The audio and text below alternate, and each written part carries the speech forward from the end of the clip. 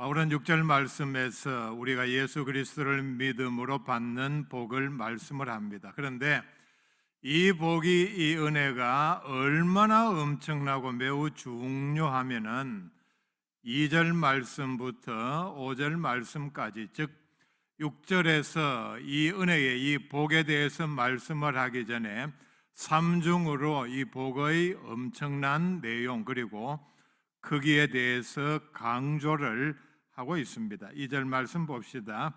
너희를 위하여 내게 주신 하나님의 그 은혜의 경륜을 너희가 들었을 터이라. 이 엄청난 복, 은혜를 은혜의 경륜이라 말씀을 합니다. 은혜의 경륜이라는 말은 하나님께서 은혜를 우리에게 어떻게 베푸시는 것인지에 관한 하나님의 계획과 집행이라는 뜻입니다. 미리 말씀을 하고 있습니다. 그리고 3절과 4절 말씀에 보면은 곧 계시로 내게 비밀을 알게 하신 것은 내가 먼저 간단히 기록함과 같으니, 이것은 그냥 하나님께서 모든 사람들이 알 수 있게 알리신 것이 아니라 특별히 계시로 내게만 비밀로 알려주신 것이다. 그 내용이 매우 귀하고 비밀스러운 엄청난 것이라. 그것을 읽으면 내가 그리스도의 비밀을 깨달은 것을 너희가 알 수 있으리라. 그 내용이 예수 그리스도께서 내게 아주 비밀스럽게 은밀하게 내게 가르쳐 주신 말씀이다. 5절 말씀에 보면은 이제 그의 거룩한 사도들과 선지자들에게 성령으로 나타내신 것 같이 다른 세대에서는 사람의 아들들에게 알리지 아니하셨으니, 이렇게 말씀을 하는데, 즉 하나님께서 그 비밀을 이제 자기를 포함하여 사도들 그리고 선지자들에게만 성령의 계시를 통해서 나타내셨고, 그 이전 세대 사람들에게는 알려주지 않으신 내용이다.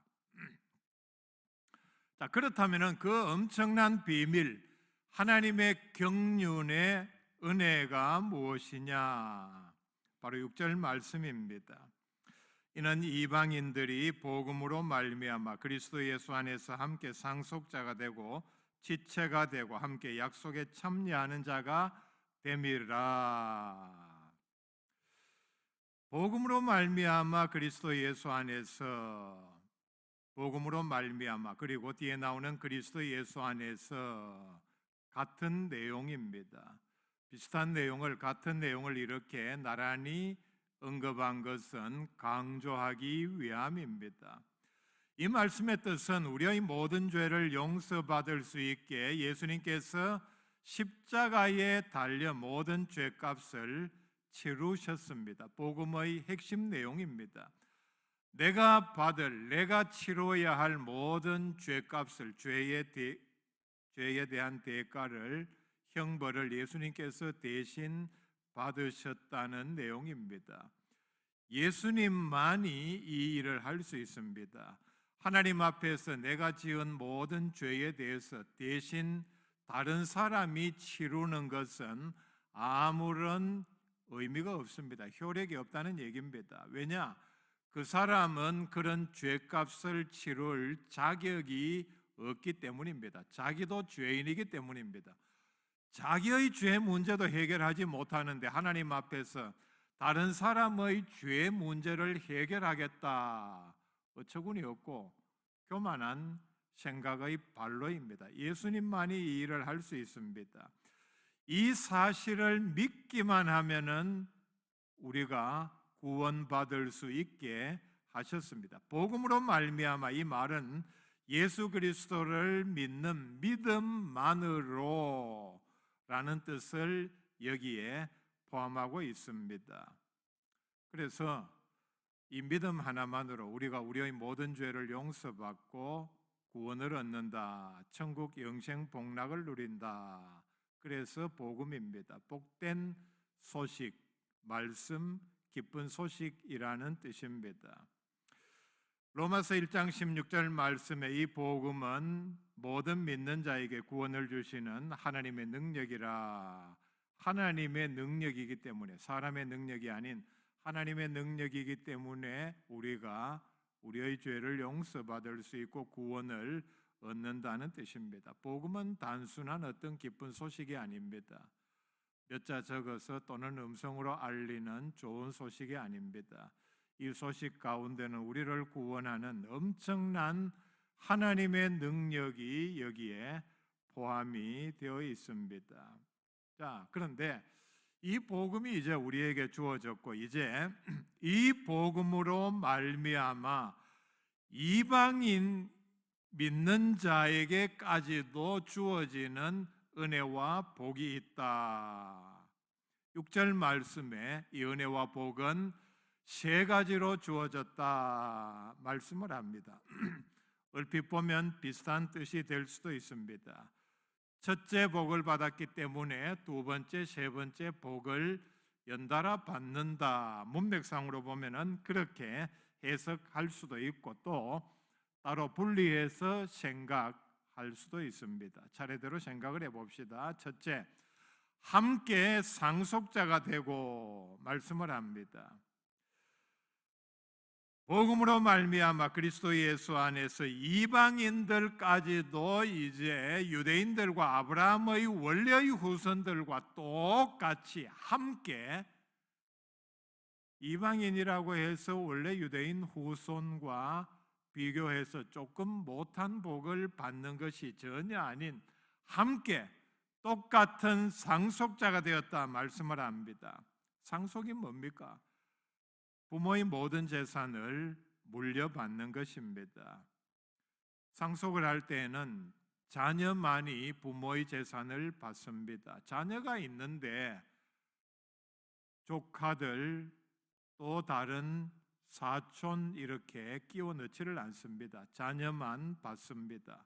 자녀는 부모가 사망함으로 이후에 부모의 모든 재산을 물려받습니다. 하나님 앞에서 여기서 오늘 말씀 1절 말씀부터 보면 또 읽어드리지 않은 뒤에 말씀까지 보면 계속해서 이방인이라는 말씀이 나옵니다. 원래 이 말씀을 받은 에베소에 사는 사람들은 지금의 터키 지역에, 그러니까 유대인의 후손이 아닌 이방인들입니다. 오늘 우리에게 적용되는 말씀입니다. 하나님 앞에서 원래의 상속자는 유대인들만입니다. 그런데 이제는 복음으로 말미암아 그리스도 예수 안에서 이방인들도 함께 상속자가 되었습니다. 이방인들이 상속자가 된 가장 중요한 원인은 복음을 들었기 때문입니다. 바울은 이방인을 위한 사도였습니다. 이방인들이 하나님의 말씀을 통해서 복음을 영접하고 유대인들이 받는 똑같은 은혜와 복을 그리고 구원을 얻을 수 있도록 활동한 말씀을 전한 하나님의 사도였습니다. 그래서 이제는 복음으로만이 복음을 듣기만 하면 믿기만 하면은 아브라함의 후손과 똑같은 구원을 받는 천국 유업을 상속으로 받는 상속자가 함께 되었다 말씀을 합니다. 복음을 믿으면은 누구나 하나님의 자녀가 되고 하나님의 자녀가 되었다는 얘기는 자동적으로 하나님께서 가지신 모든 것을 상속받습니다. 당연한 권리입니다. 그리스도 안에 있는 사람은 다 하나님의 상속자입니다. 상속권은 요구하지 않아도 자동적으로 주어지는 특권입니다. 우리가 복음을 믿으면은 하나님 앞에서 주민등록을 하고 절차를 밟고 무엇을 신청을 하고 이렇게 하지 않아도 자동적으로 하나님 나라의 상속권을 가집니다. 이것이 바로 복음이 가지고 있는 하나님의 능력입니다.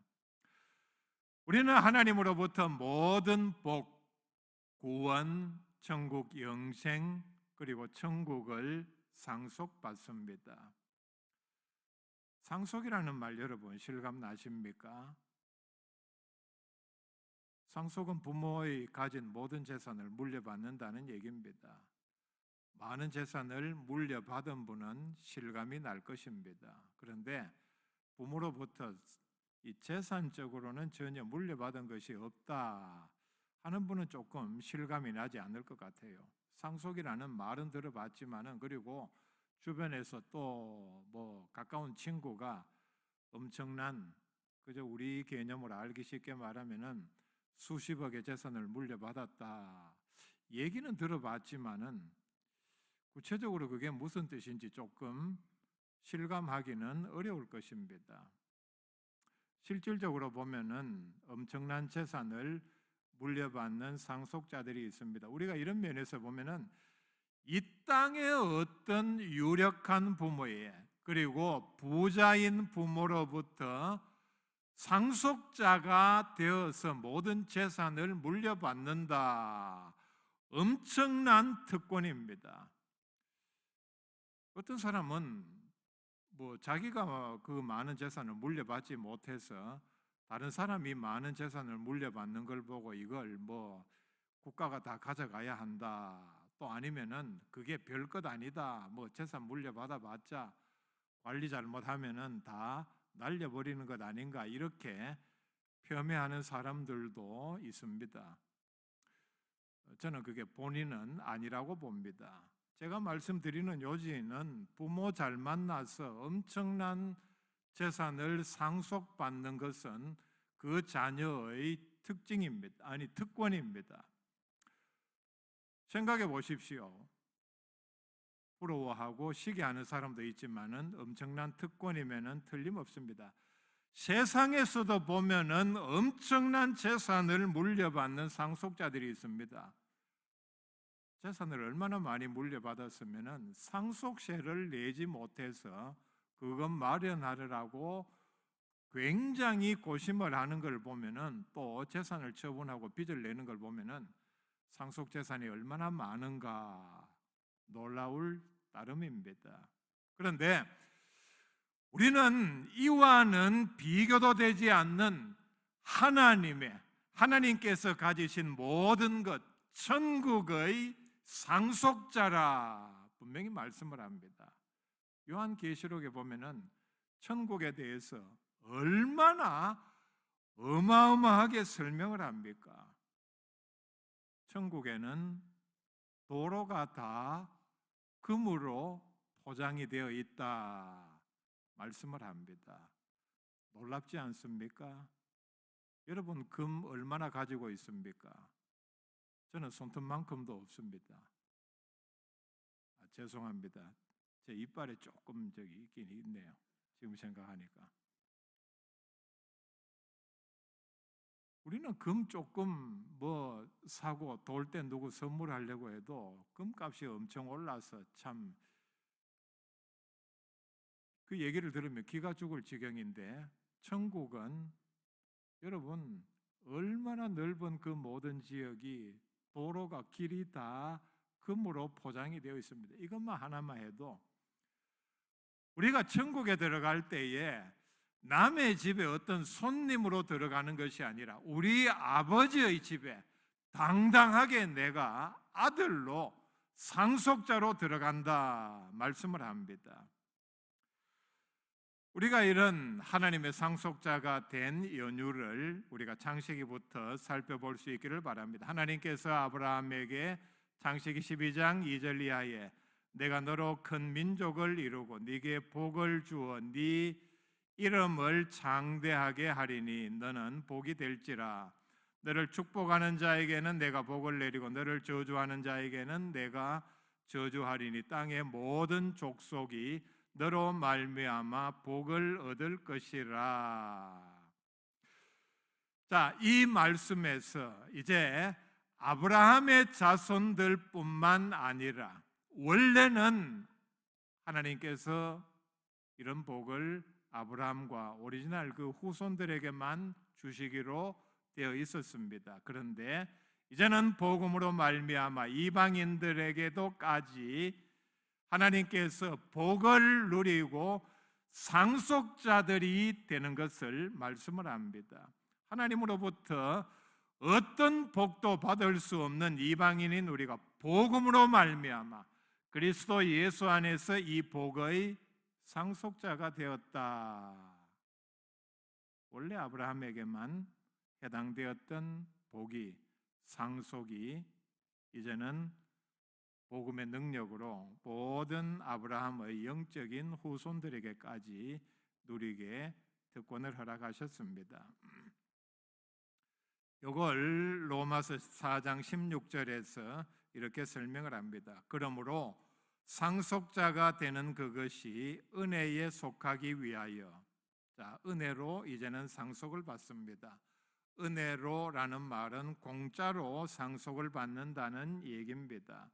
그게 어떻게 믿음으로 되나니, 우리는 하나님의 모든 것을 믿음으로 예수 그리스도를 믿기만 함으로, 즉 공짜로 선물로 상속을 받는다. 이는 그 약속을 그 모든 후손에게 굳게 하려 하심이라. 이게 그냥 말로 지나간 약속이 아니라 그 약속이 이제 굳게 되었다. 마치 도장을 찍고 계약서를 쓴 것처럼 확실하게 보증이 되었다.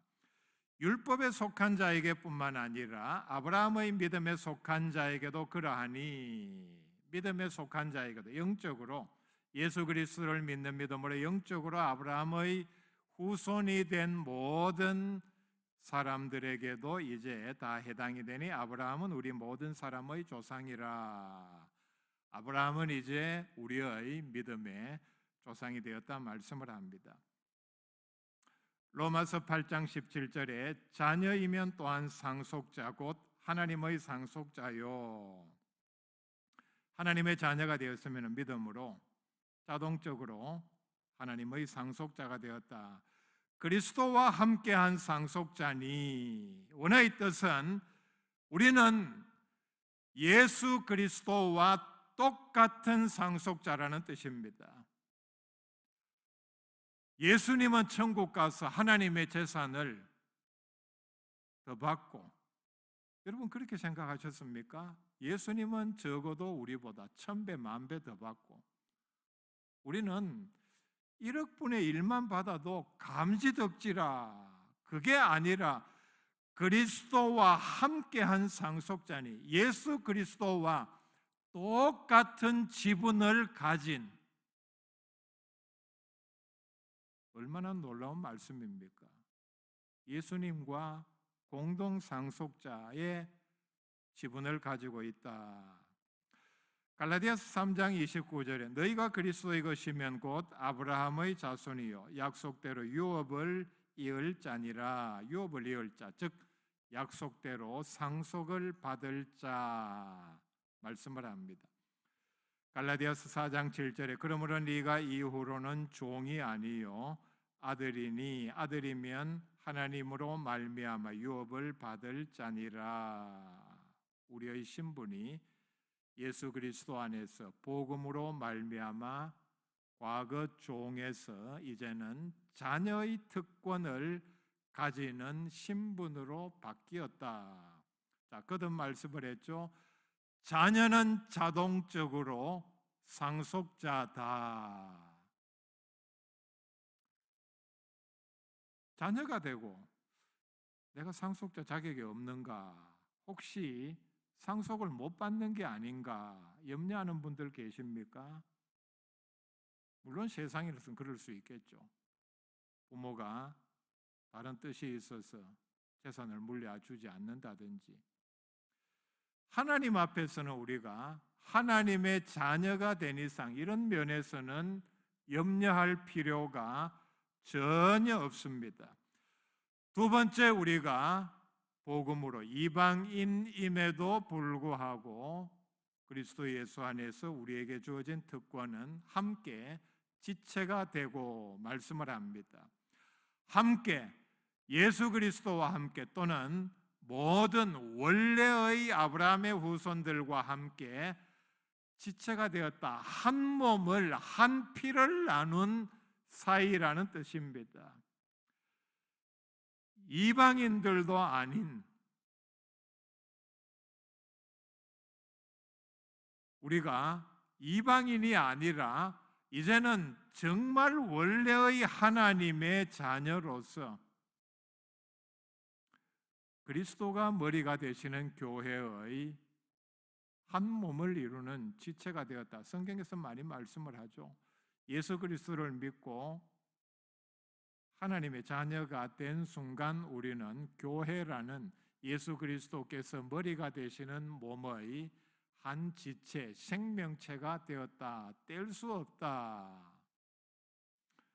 분명히 말씀을 합니다. 이방인들도 유대인과 더불어서 그리스도의 몸된 교회의 새로운 공동체를 형성하게 되었습니다. 우리를 예수 그리스도의 지체로 만드는 것은 예수님에 대한 믿음입니다. 예수님을 하나님의 아들로 우리의 구원자로 내 모든 죄값을 대신 치루신 구원자로 믿는 믿음에서 우리는 바로 그 순간 예수 그리스도와 한 몸이 됩니다. 떼지 못한다는 얘기입니다. 이런 믿음으로 말미암아 모든 그리스도인은 예수님을 머리로 하는 교회의 구성원이 됩니다. 또 동시에 하나님의 자녀가 된다는 얘기입니다.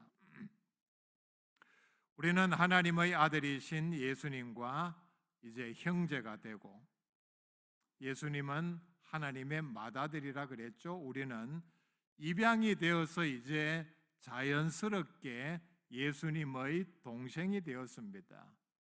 똑같은 상속권을 가진, 지분을 가진, 그래서 예수님이 누리는 모든 권리, 복을 함께 누립니다. 나아가서 예수님께서 다스리시는 나라에서 예수님과 함께 왕노릇 할 것이라 말씀을 했습니다. 왜냐하면 한 지체이기 때문입니다. 한 몸이라는 얘기입니다. 이 특권이 우리 이방인들에게도 복음으로 말미암아 주어졌다.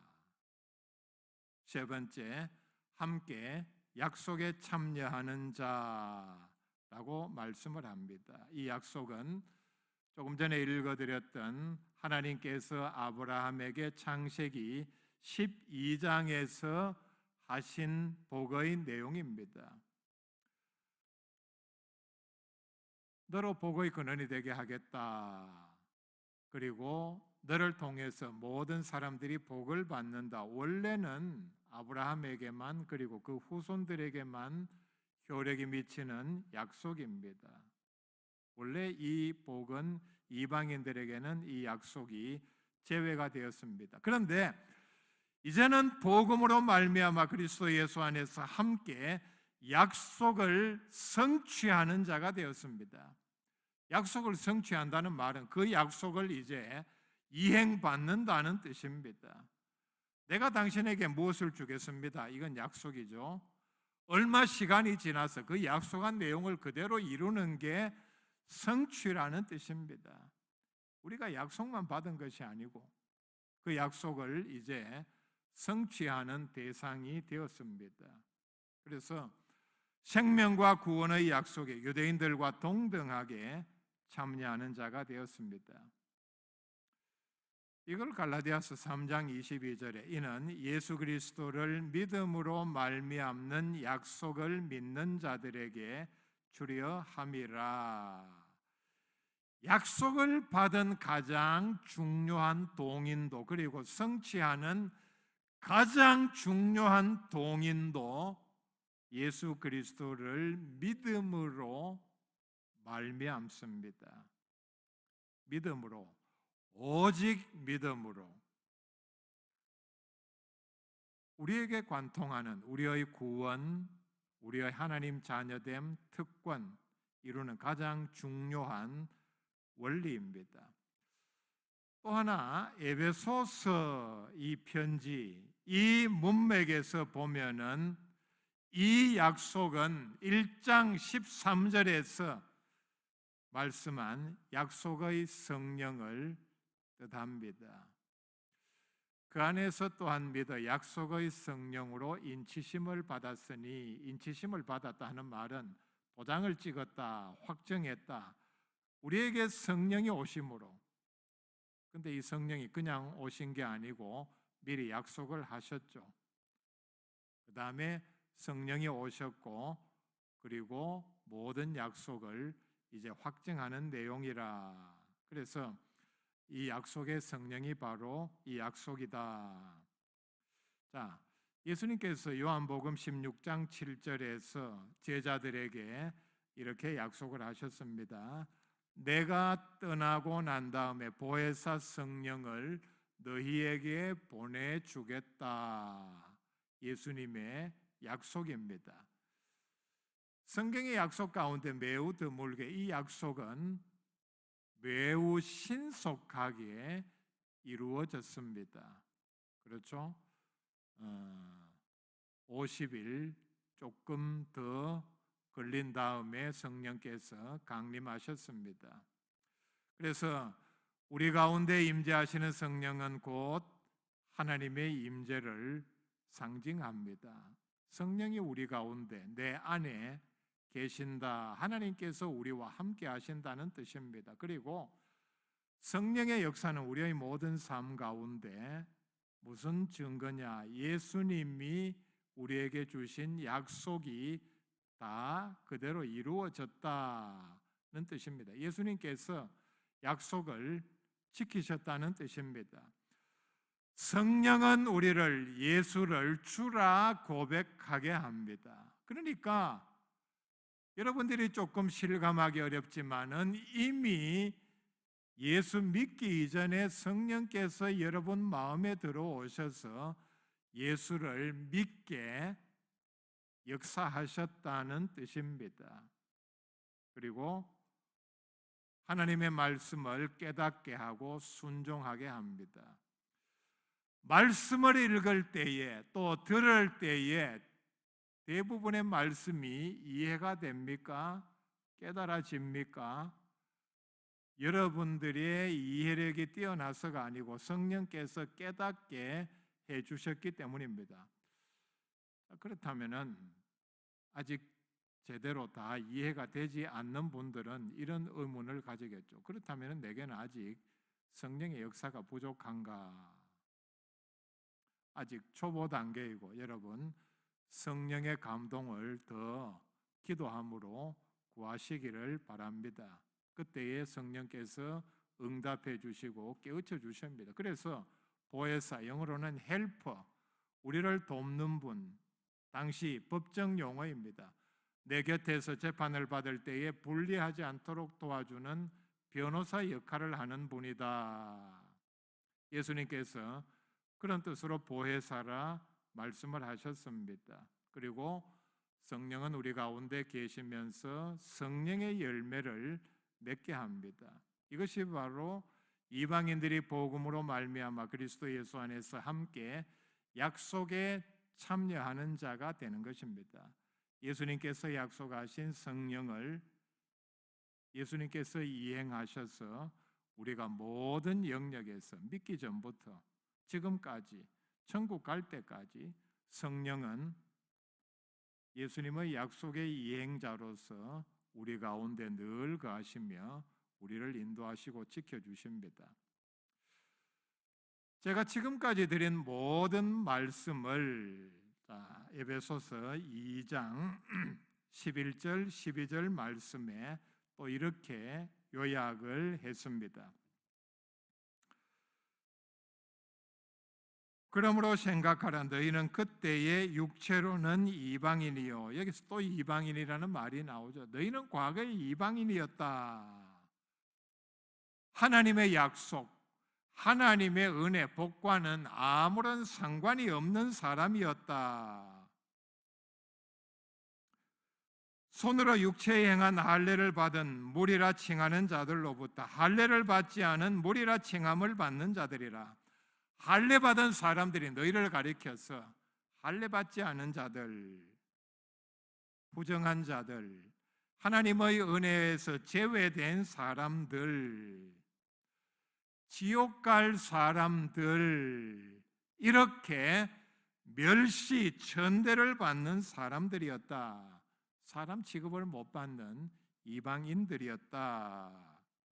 자, 더 심각한 말씀이 12절에 나옵니다. 그때의 너희는, 즉 과거에 복음을 영접하기 전에 너희는 그리스도 밖에 있었고, 영적으로 얼마나 심각한 말씀입니까?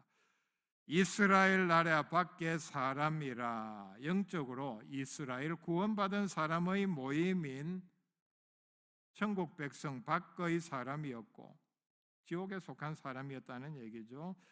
약속의 언약들에 대하여는 외인이요, 하나님께서 아브라함에게 주신 모든 약속과는 아무런 상관이 없는 그런 외인이요, 세상에서 소망이 없고 하나님도 없는 자이더니,